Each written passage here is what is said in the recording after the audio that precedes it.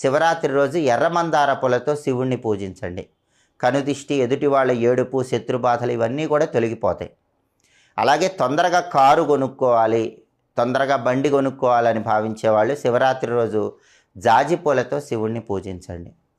తొందరగా పెళ్ళిళ్ళు కావాలని భావించే వాళ్ళు ఎవరైనా సరే సన్నజాజి పూలతో శివుణ్ణి పూజించండి. సన్నజాజి పూలతో శివుణ్ణి పూజిస్తే మనసులో ఉన్న వ్యక్తిని తొందరగా పెళ్లి చేసుకోవచ్చు.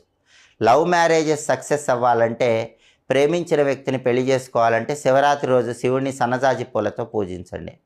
అలాగే ఆదాయ మార్గాలు పెరగాలంటే మల్లెపూలతో శివుణ్ణి పూజించండి. మల్లెపూలతో శివుణ్ణి పూజిస్తే ఆదాయ మార్గాలు పెరుగుతాయి, గృహయోగాన్ని కూడా సిద్ధింపజేసుకోవచ్చు. అలాగే శివుడికి రకరకాల పుష్పాలతో పూజ చేశాక శివరాత్రి రోజు కొన్ని నైవేద్యాలు పెడితే శివానుగ్రహం తొందరగా కలుగుతుంది. శివరాత్రి రోజు శివుడికి దధ్యోజన నైవేద్యం